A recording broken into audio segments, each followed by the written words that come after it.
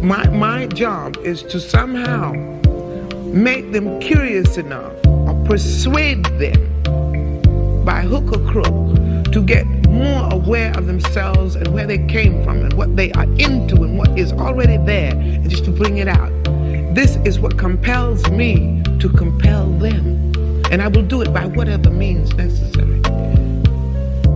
Welcome to the Black Girls Heal podcast, where we talk about healing our intimacy disorders, unresolved trauma, and building a healthy relationship with first ourselves and then others. Every episode, we will talk about advice you can apply today to break unhealthy patterns and grow in your self-worth. I'm Sheena Lachey, Love Addiction Coach and Trauma Specialist. Let's begin. Hello, and welcome to the latest episode of Black Girls Heal. I hope that you are doing well wherever you are and that the sun is shining on your face, that you're staying warm, that you're staying cool, that you're staying however you need to stay for you to feel comfortable. And I'm sending blessings and love your way. On today's episode, we are going to be talking about 3 ways to optimize your community. So, lately I've just been really meditating on how impactful community is, how beautiful it is, how amazing it is when your community comes together for you, to help you, to support you, to love on you, to make you laugh, to turn up with you, to get ratchet with you. Like, just community is healing in so many ways. And it really is the ultimate form of love. We can spend a whole lot of time romanticizing romantic love as if it is something that is more rich and more tangible. However, the core foundation of romantic love is friendship, is community, is being somebody's person. And we luckily all have the opportunity to find our people, to find our soul family and the people around us.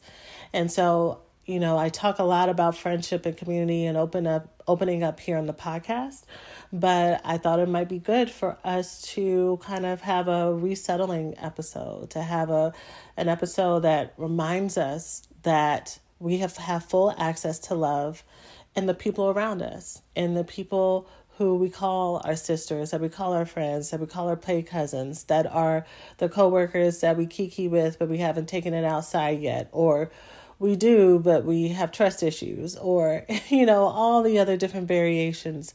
I really want to encourage us to build these sisterhoods and these tribes because they are the ones that get us through. And if you are in a season of grieving friendships that maybe you've outgrown or maybe you've lost over time, through tragedy or through conflict, or again, just outgrowing each other and going in different directions, and you are wanting to have community, but you've kind of been on the fence to start, I'm going to set this here just to plant the seed so that when you are ready, that you have something to come back to, or that you have something already in the back of your mind.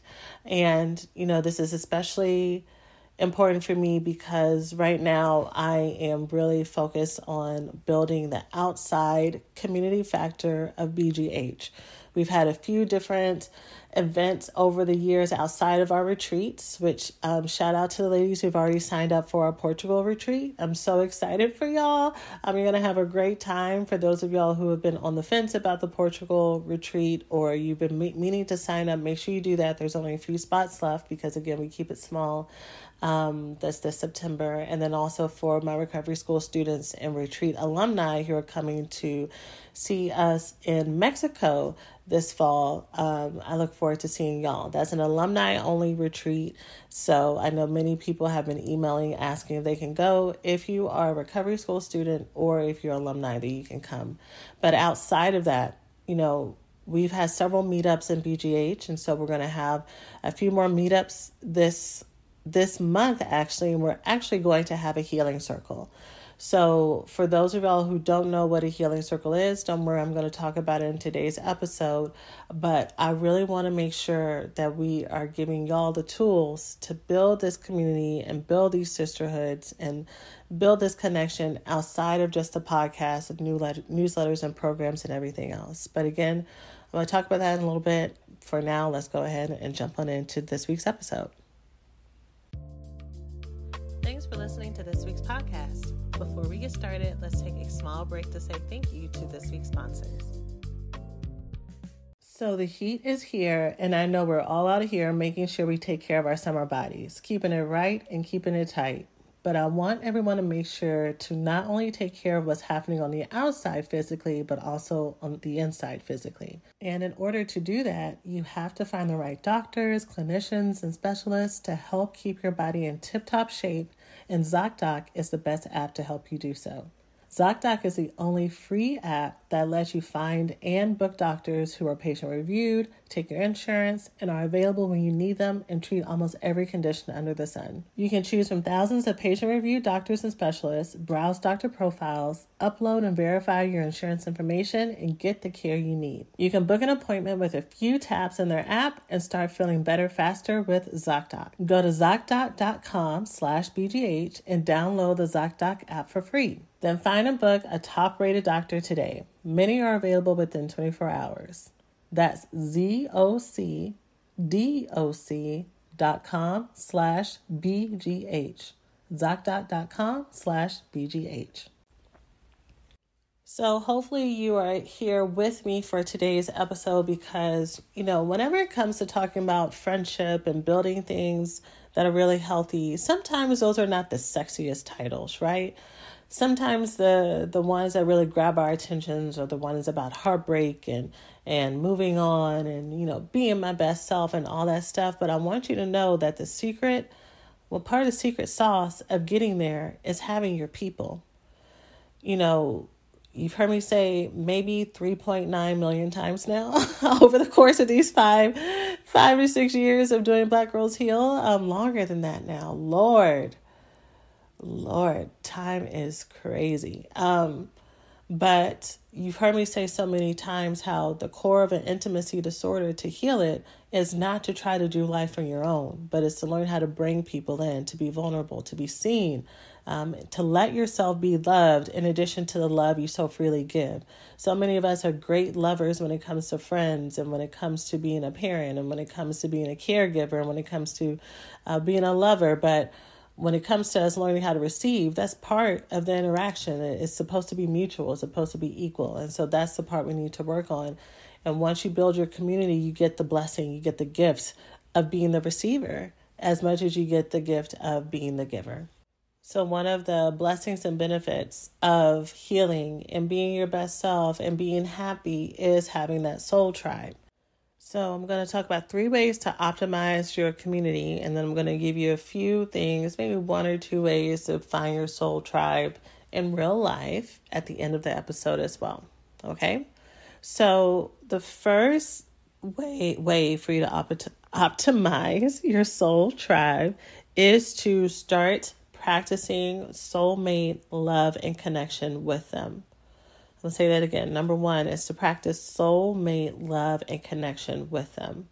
So what do I mean by that? There is one of those mindfulness manifestation metaphysical teachers that I really love. Her name is Esther Hicks. And so she was having a seminar and there was a woman who came to talk to her and ask her a question. And the question was something to the effect of, I'm a single woman and I want to have companionship and partnership one day, but the things that everybody teaches is to act as if the love is already here. Act as if it's here, and then it will manifest. And to really sit into that emotion. But I'm really confused on how do I do that when I don't have a partner or I'm not even dating anyone right now to practice that with. And so I can't remember the exact response that Esther gave, but it was something to the effect of, so you're saying you have a lot of love to give? And so the woman's like, yeah. She's like, if only there were other people in the world that you could practice giving all that love to. And the audience laughed, and I think it was a little bit, her, if you're not familiar with her, her way is a little bit sarcastic, but it was said in love. And she went on to expound on the fact that sometimes what people will do is they will withhold their love because, to go back to what I was saying in the intro, they may idealize that the best type of love and connection that they can get is from one singular type of person or relationship, and they will miss out on all of the other abundance and happiness that's available.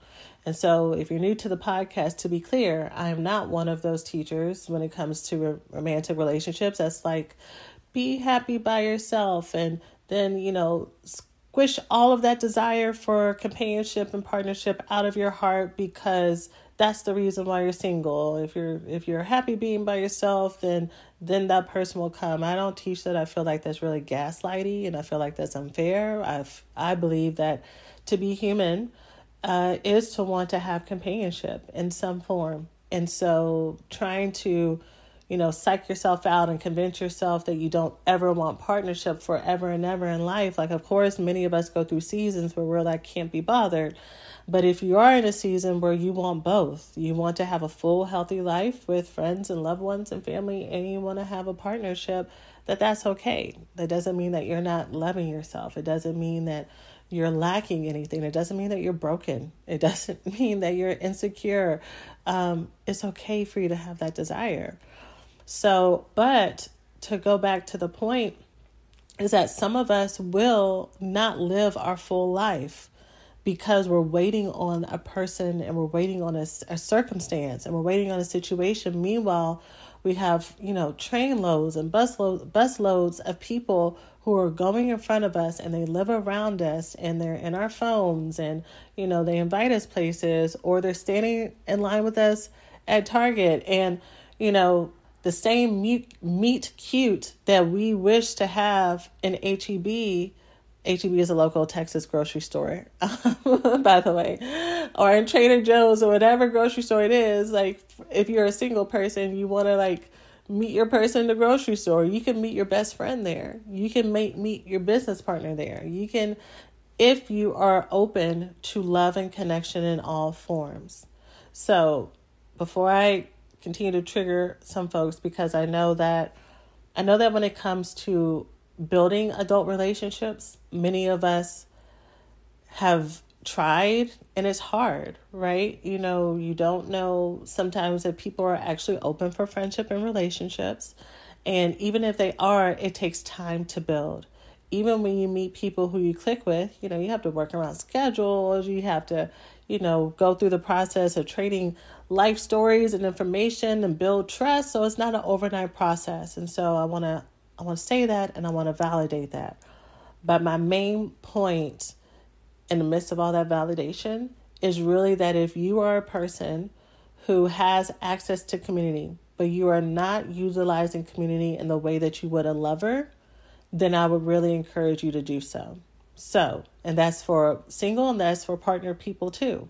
Especially if you're finding that you're at a stage in your partnership or in a place in your partnership where you're realizing that this person is amazing and that's why I chose them. But also I need to be able to have deep conversations in a different way. And I want to be able to have fun with other people too. And I want to be able to express myself in other ways. And this person meets me as much as they can, but this person may not share all of my same interests, my same identity. And that's probably why y'all are attracted to each other.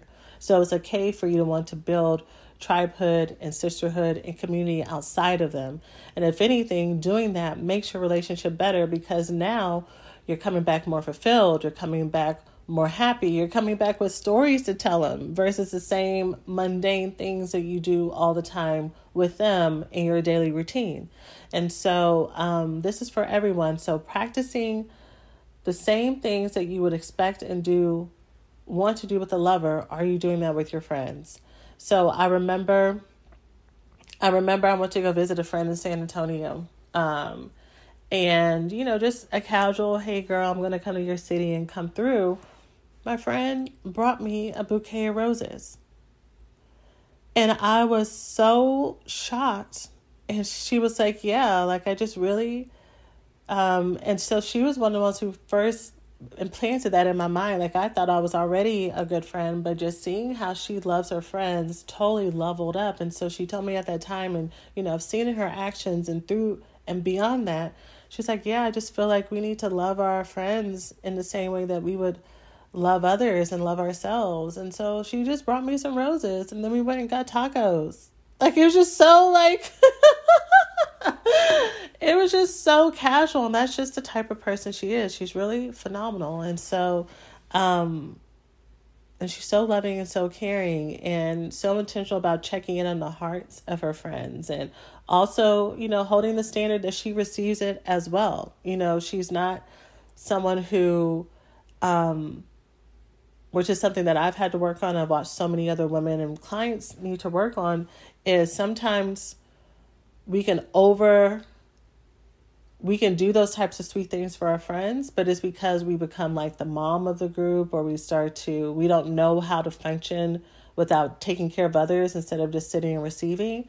But what I love about her, one of the things I really learned about her, is that she expects the same from her friends, and not expects that other friends give in the form of gifts in the way that she does, but she expects and holds the standard that the people that she lets into her inner circle, are they available to her as well? Are they loving to her as well? Are they treating her with the same intimacy and love that she treats them?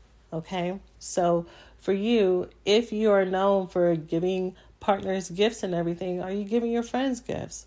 Are you treating them to things? If one of the things that you miss from being in a partnership, and of course, this is just top of mind because this is the type of issues I deal with all the time, so forgive me that I use a lot of single relationship focused example perspectives. But if you are someone who's single, who's missing being in a romantic partnership, is one of the things that you miss confiding in a partner and being able to call them and just being able to tell them, what's going on, or just being able to call them and talk about nothing, And if that's the case, how often are you doing those soulmate actions with your friends? Are you building that type of trust? You didn't get to that place with that person overnight. You built that over time. And so if that's the case, you can build that type of intimacy and love with your soul family. And so I would encourage you that if this is kind of making sense to you, if this is clicking, that you write out a list of what are all the things that I want, that I like to do, that I miss, because some of you, again, are in great partnerships already. And so this is just about you expanding what you already do with your soul family and your soul tribe. So what are the things that I like and I expect and I like to do for my partners and my lovers, and make a list. And then at the end of that list, see how many of these things am I currently doing for the people who are my friends. And again, if you're someone who's building friendships, at the end of the episode, I'm going to share a couple of things for you to do to find those friendships. And then, of course, if you're here in Houston, you'll be able to come to our meetups and come to our events, and, even come to our healing circle and meet some friends who are learning the same things that you hear about here.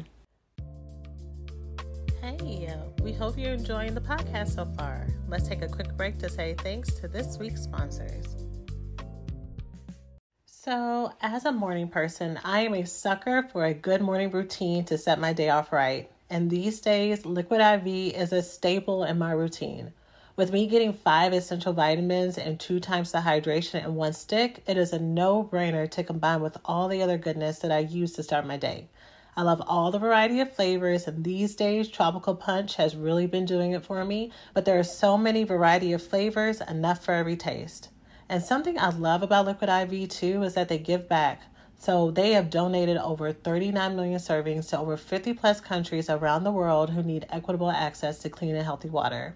So you can grab your Liquid IV in bulk nationwide at Costco or your local grocery store, or you can be really smart and get 20% off when you go online to liquidiv.com and use the code BGH at checkout. Again, that's 20% off anything you order when you shop Better Hydration today using the promo code BGH at liquidiv.com. Be sure to tell me how you like it. The second thing for you to do, or second way that you can do to optimize your community, is to use them for accountability and advice. So this may be a duh thing for some people, but this isn't obvious for everyone. Some of us, we are really great at telling our friends what happened and telling an amazing story and catching up with them and, maybe even being really vulnerable about the things that have happened after the fact. But when we're going through it, when we don't quite know what the answer is, when we're struggling, when we're feeling really insecure, when we have those really negative, nasty thoughts, those those core beliefs that were like, man, like if I tell her this, she's going to think that I'm crazy, or she's going to think that I'm silly, or she's going to be so sick of this being my insecurity. I've already told her once or twice. I'm not going to tell her again. I would really encourage you, the best way to optimize your community, one of the ways to optimize your community is to volunteer yourself to be seen, to be vulnerable, to let people see you stripped of all the things that you use to cover up the places that you feel that you're lacking. Because 9.999999999 times out of 10, the places that you feel like you're lacking they don't even exist. They're fables in your mind, right?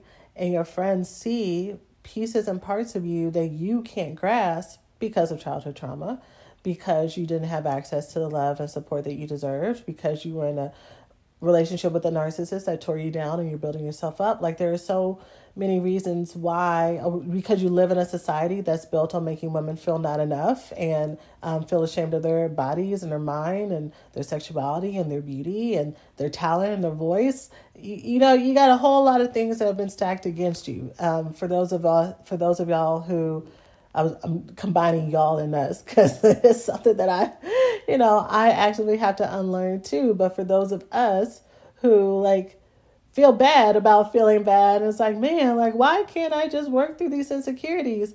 Girl, you got a whole world that's working against you that is capitalizing off your insecurity in more than one way, in more than one sector. So of course it feels overwhelming, but this is not on you. You know, this is not something that you have created. But it is an opportunity for you to be aware of it so that you can move forward. But guess what? When you are living in community, you don't have to fight all those demons on your own. Y'all, I've said before, I teach this stuff and I am not ashamed and I am not afraid to be like, this thought is hard. I need support. And, I would call a friend or a mentor or a brother or, someone who has been a guide to me. I will reach out for support. I'm not afraid of that because what I don't want to do is spend my life suffering the way that I have for so long.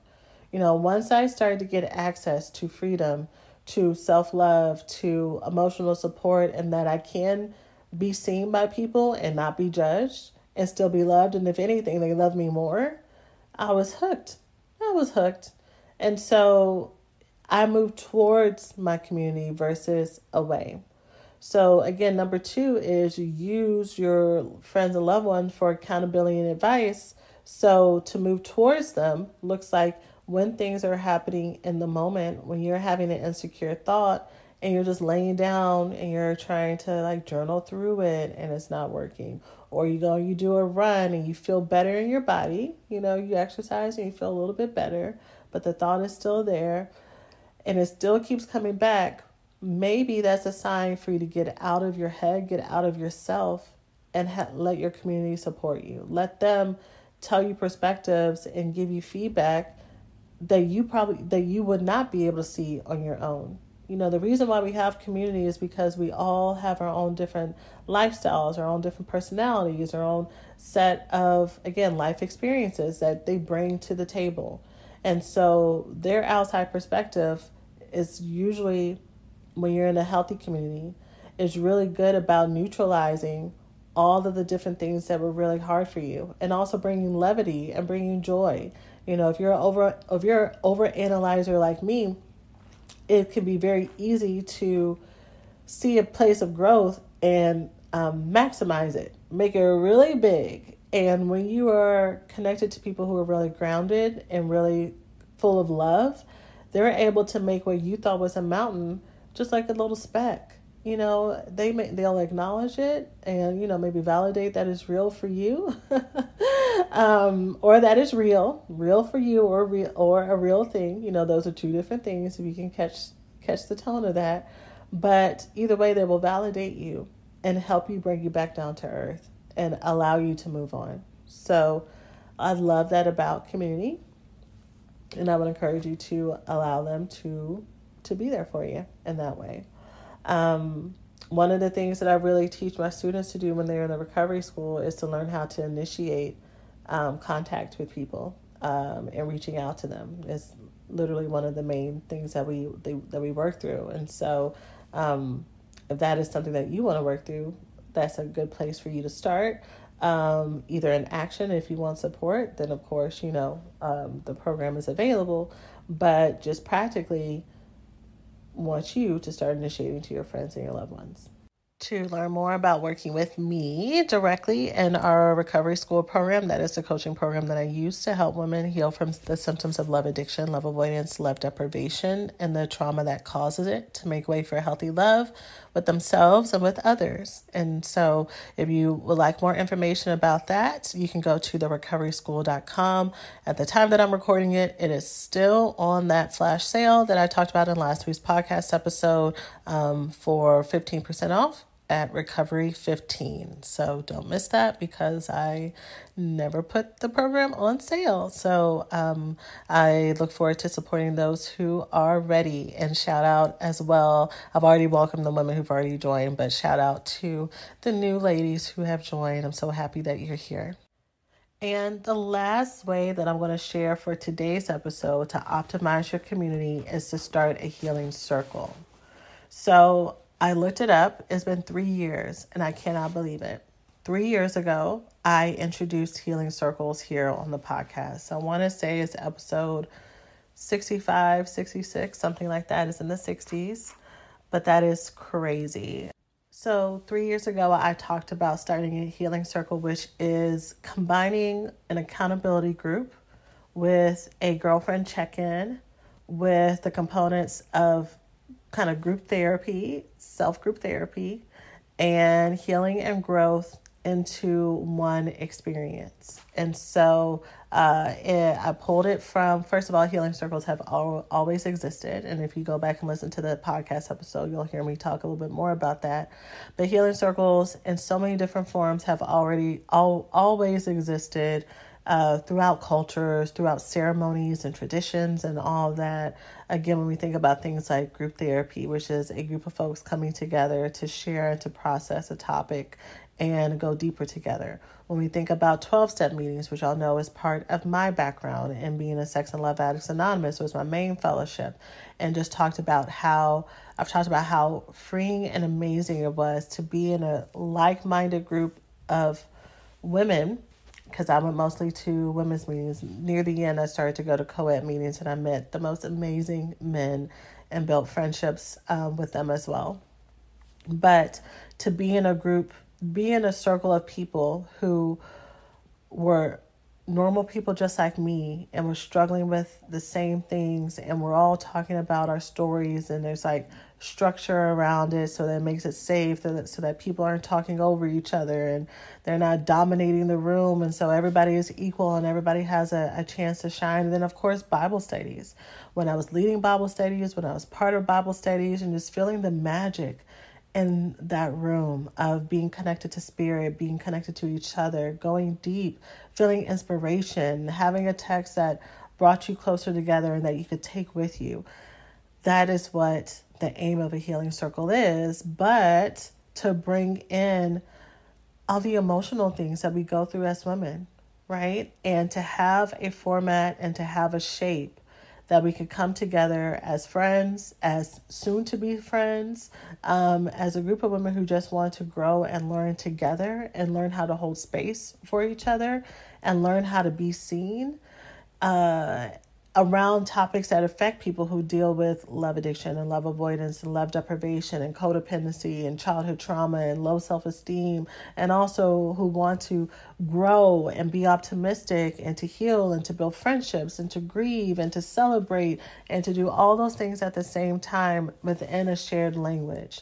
I introduced the concept of healing circles here under the umbrella of this community. And I published one book in 2020 as well that had 12 different lessons related to building that healing circle, and also how to construct the healing circle and the bylaws of it, and how to create safety and how to support other women without you talking over them and trying to fix them, and also making sure that there's a safe space for everyone to to feel like they can share and that everybody's in it together. So, and that book is on Amazon.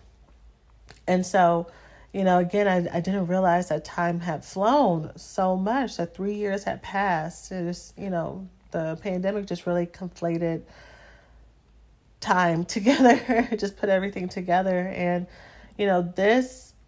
I remember when it launched and getting all these stories from women who built a healing circle within their sisterhood friendships, within their actual sibling groups, with their moms, and that they were using it to get closer together. And I just thought it was beautiful. And I love that. And so I really wanted to remind y'all that is a really amazing thing, a really amazing option for you to have. The thing that makes a healing circle different than catching up over brunch or over dinner, even though you totally could, if you wanted to do this in a restaurant or some other place, you could. But you're coming together with the intention of looking at a topic related to inner healing, inner growth, and y'all are taking turns talking about what the share of that meaning means to you. And there are discussion questions that bring you deeper. There's ways and structures for y'all to hold support for each other that allows you to learn how to express what you need. A lot of us don't know how to talk about our feelings. We don't know how to talk about the hard things. We don't know how to talk about things without rushing through it. And if we do know how to talk about it, we don't know how to do it without having shame around it and embarrassment. And so when you're doing it in the realm of a healing circle, especially whether we teach it here, there's built-in validation, there's built-in support, there's built-in safety there.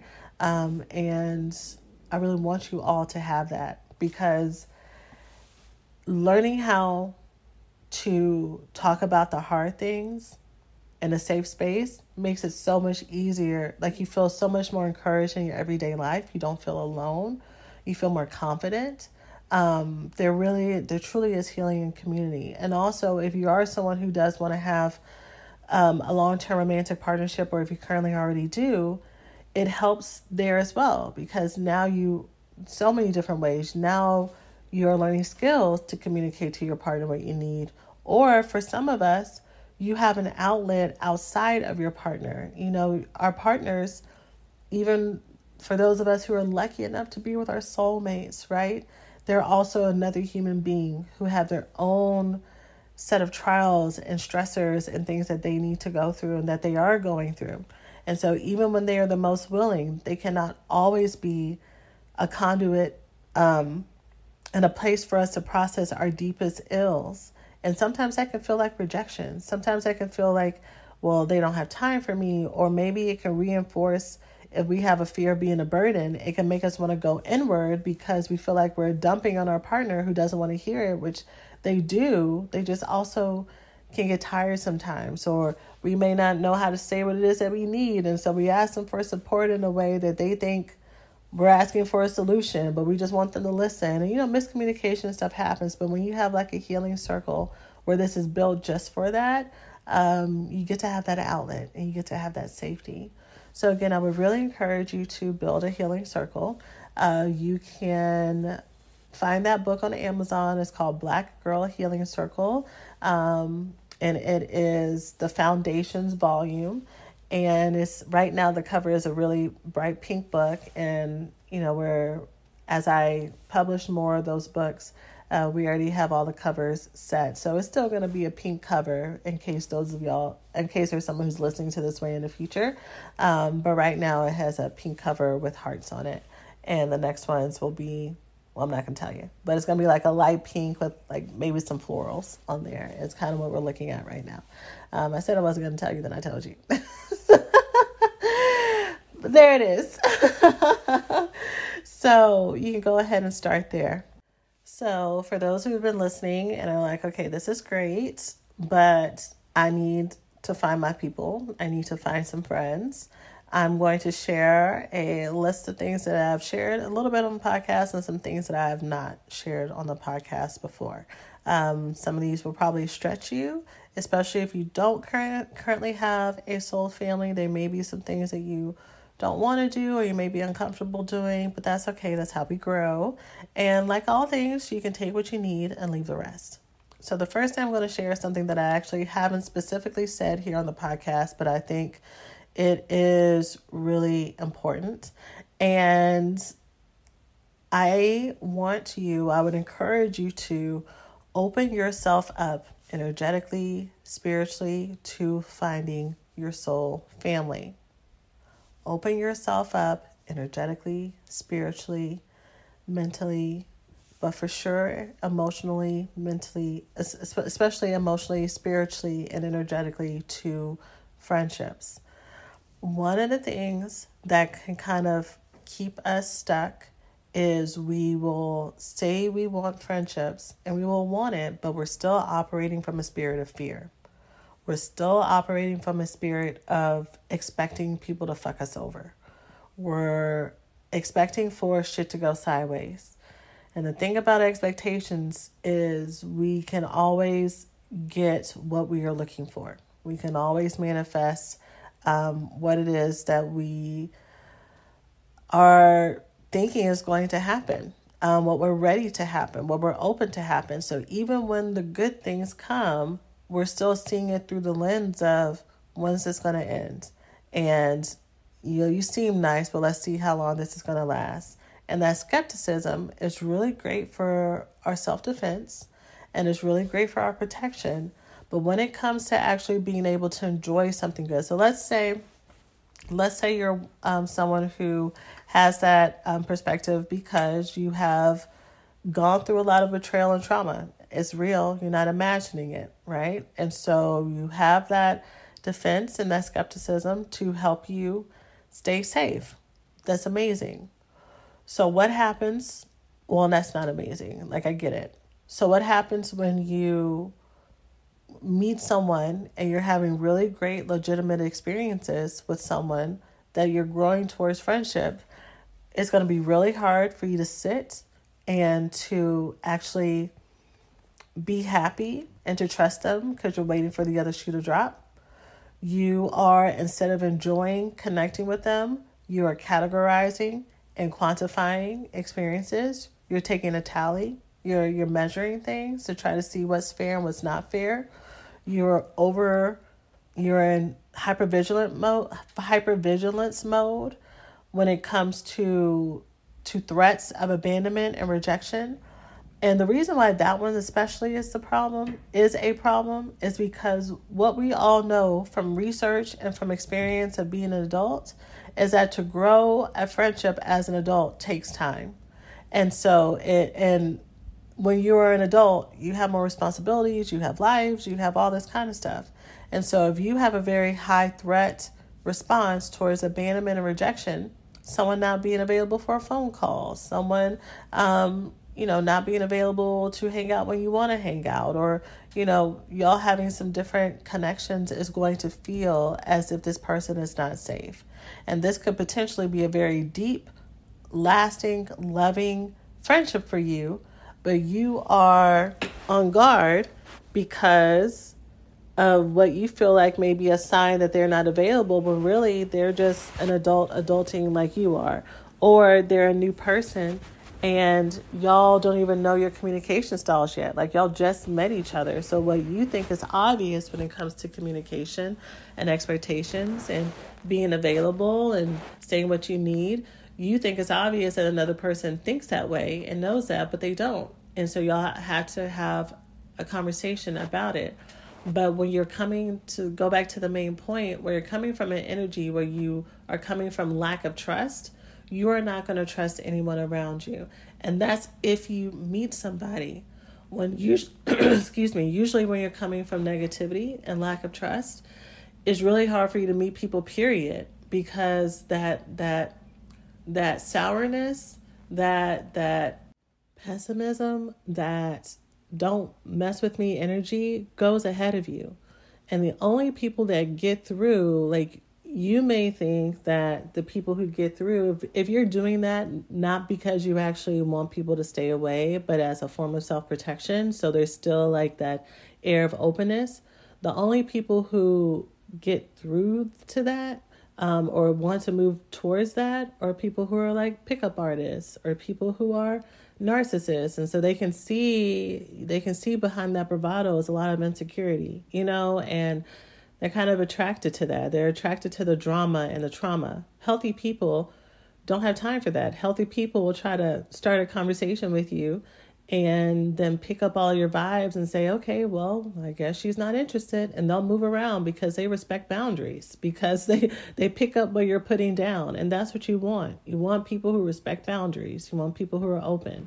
Even recently, I went on a trip and, I had to kind of take my own advice, because I had lots of opportunities to meet people versus staying in the little group that I was in, right? Instead of moving out of it. And, I could tell the difference between my energy coming into the trip. And, I had a car that brought me to the resort I was staying at. It was really beautiful. And it was a little ride from the what do you call it? From the airport to the hotel. And my happy open energy was not on. It was shut down. I was being polite because I have home training, but I wasn't really trying to, entertain this driver who was really trying to like have a conversation with me. And I wasn't sleepy and I wasn't anything. I just, wasn't talking. And so by the end of the trip, I was like, Sheena, one of the things you love about travel is meeting new people. And there are all these people that you have an opportunity to meet. And so I did what I told y'all to do in the first one, which is opening my energy. And I said, okay, I'm available for love. I'm available for connection. I'm available to meet people. And y'all, immediately, I had these people who I met at the beginning of the trip come back up to me, and they're like, you're such a light. And they were like, we were talking about their family and just having all this really great conversation. And like one of them ended up paying for my fees at the end of the trip. They're like, just come back again. We really loved having you. And I was like literally took money out their wallet, didn't comp me, like literally took money out their wallet to pay. Which was so sweet. And then, what do you call it? Then on the way back to the airport, I had a different driver, and same thing. I decided to open my energy and had the best conversation in Spanglish, talking about life and love and family and connections and, all this stuff, for 45 minutes going up to the airport. And it was the best conversation, and I think sometimes we can get really used to, I hear the joke all the time of, we want to have friendships and we want to have relationships, but then that means I got to go outside. That means I actually have to talk to people. And if you're like me, hearing that I had a 45-minute conversation with someone, already you're like, I'm done. I'm out. Like, maybe about 5-10 minutes, but 45, I would have put my headphones on like I did in the first one. Like I told him, I got to take a nap and I'm going to be doing work and everything I could to like cut off the conversation. But when you have an open heart and open energy and you're attracting the right people, that is 45 minutes of fun. It's not 45 minutes of you having like sit and listen to someone drown on and you got to be polite with someone you don't have chemistry with. You're inviting in your people. You're inviting in your soul family. And so that was a wonderful 45 minutes a conversation. It actually kind of ended a little bit too early, I was surprised, like time flew. It didn't even feel like it was a 50-minute conversation. And I had other experiences like that too. So opening up yourself spiritually, mentally, and saying, I'm open for love. I'm open for friendships. I'm open for relationships is really important. Okay. And that's where the faith comes in at, of you having trust that good things are going to come because you are truly open, right? If you go into it saying, well, I want friendships, but I don't know, you ain't open, girl. You're still operating from a spirit of fear. Okay. And the thing that I always have to teach my students and other folks to learn when it comes to having an open energy, like sometimes you don't want to have an open energy because you're afraid of who's going to get through. If you're working on your self-love and who you are and what you deserve and what your standards are, even when tomfoolery comes in front of you, you're not going to let them get too close because you've been working on your standards. Like, I am open and I'm full of love, but I know what energy gets to have proximity to me. And if they're not coming correct, then I can dismiss them with love, and I don't have to sacrifice who I am and my joy and live in fear every day because I'm afraid of maybe one day I might meet somebody who wishes me ill. As long as I'm clear on what those red flags are and what it means to be available versus unavailable, then I'm set. I'm good. I'm good to go. Okay. So that's the first one. It's the most important one. You got to open your energy. Otherwise, it's going to sabotage everything else. The second thing that you got to do is you do have to initiate. This is probably going to be the second one that's just like the first one, that some people are going to be like, I don't know about all that. And you're going to have to initiate. That means you're going to have to go outside or do things that will connect you to people, to meet them outside, to build those relationships. So, for example, we have things like Bumble BFF, which, sometimes you meet people who are not really that committed and they're dealing with their own issues. Like, that's actually one of the things that was an issue with the healing circles at the beginning too. So for those of y'all who've been here for a minute, you remember them when I talked about that episode, or maybe like a few weeks later. I paid a programmer, I paid a web developer, I did all this stuff to create us a free directory on the website for people to find people to be in a healing circle. And what happened was we had about 600 people join the directory, but only about 300 or so people created profiles.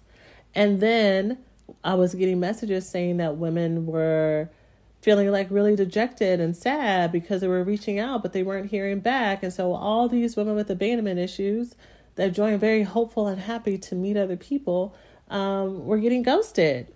And so that the same kind of dynamic that sometimes happens in dating, including friendship dating. And so, but even with that, if you're choosing to not meet people outside, sometimes that's just part of that process. So Bumble BFF, I know, I don't think I sold that very well.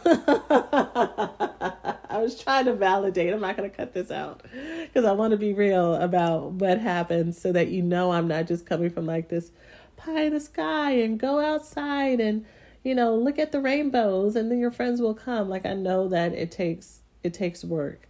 But I just want to validate that sometimes with Bumble BFF, you got to go through several messages before you meet someone who you actually click with so that you can go outside and go to brunch or go to take a painting class together or go and, skydive or go and do a hike or go and do ATV riding, which is one of the meetups I want to do here in Houston because there's an ATV park. I was thinking maybe July, even though it's really hot. I don't know. We'll see. Houston gets crazy. It gets disrespectful as far as the heat and humidity here. So we'll have to see. But I thought that would be fun. But anyways, you find your people to go and do those things with. And so if you don't want to do the apps and you want to go outside, it looks like shooting your shot for friendships in real life. So and I mean that. I mean, picking up a conversation with the girl in Target who is wearing something that looks really cute and saying, girl, I love your outfit, and just starting a conversation with her. And asking, so after you compliment her, say, are you from around here? And, if she starts to back away and gets weird, then, don't chase her. But if she's friendly and she has an open energy as well, continue a conversation and just see how that goes. Maybe staying behind someone in line so that if you're afraid of bothering someone. But most importantly, going to eventbrite.com or maybe meetup.com, but those types of websites that typically are the ones that take tickets for local events in the city, and searching for events that look really fun to you and going to those events and starting conversations with people and trading information. Whenever I do like online workshops that y'all can go to. You know, y'all be chatting and connecting in the little chat bar and everything, in the little chat group while I'm teaching, and encouraging each other and loving on each other. Send each other a DM, like a private message, and exchange information there. You know, even if she's not in your same city, building a friendship with someone who gets it, who gets you, is really beautiful. And if you're already in my programs and if you're already in the community, then go ahead and DMing those people and exchanging information as well there too. And then, like I said, coming to the live in-person events when they happen and meeting your people there, and seeing who you connect with as well. So those are some things. So just to recap, opening up your energy to be available. And then number 2, going outside and initiating and shooting your shot to meet people. And the places you're going to meet those people are places that are either one, designated for fun. So events that are built based around a joint mutual interest, whether or not it's a conference, a workshop, an event, a women's brunch, something, right? Church, if you are spiritual religious, a meditation group, if you're or not, or a sound bath event or a yoga event, you know, go to those places. Make it so that you make sure that you are going to talk to at least 4 to 5 people. And I say 4 to 5 because you're most likely to get someone who is like at the baby level of social interaction, you know, so they're there just for the vibes and they'll like make a conversation, but they're not really there to make friends. And you don't want to have a conversation with someone like that, especially if y'all kind of click a little bit. And then you can tell once it comes to exchanging contact information, they either don't want to, or they don't initiate it, or they do, but you're like, I'm never going to hear from her again. That's really deflating. And so you want to talk to more people so that you have more interactions, mingle, work the party. If you have social anxiety, I would really encourage you to use one of the tools that are at your disposal to work through that fear and anxiety. You know, we teach a lot about tapping in the recovery school program and using that as a resource. We have a lot of self-help scripts. Oh, I can help you with a self-help script if you're one of my students and you're like, I want to work on this. I want to work on going through this. Write in the community. Let me know what's going on and I can help you through what that looks like for you there. But yeah, 4 or 5 people. So that way, you know, at least a couple of those will probably result in you actually communicating with them past the event. And also helps you with having practice around this. So whether or not you have the social anxiety, or if you don't, but just you putting yourself out there to build friendships and build relationships, can be very vulnerable for the most social of people, right? Because you're needing something, you're wanting something, and you're showing your full self. And so the more you do it, the easier it will be. And I'll say one more thing about that. Making sure, I would encourage you to be open to friendship in all forms. So you may, let's say you're 26 years old. You may be listening to this podcast being like, okay, I'm only going to go and try to make conversations with other Black women who look like they're between the ages of 23 and 28.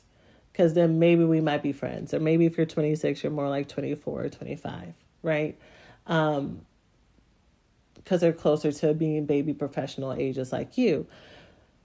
You don't know if your friendship may come as an older woman than that. You don't know if your friendship may come as someone who is a different race or ethnicity than you. You don't know if they may come, let's say you're femme presenting. You don't know if it may come from someone who is mass presenting or non-binary, but you don't. Basically what I'm saying is your best friends don't always look like your twins, or your soul family may not just look like a twin photocopy of yourself. So be open to that type of friendship. So I was saying, you're going to shoot your shot in 2 places, one that's designated for fun and connection, and 2 places that you go frequently, you know, so, your grocery store, your regular nail salon, whatever it may be, start conversations with people. You never know what may happen. You never know what may blossom. And that can be an option.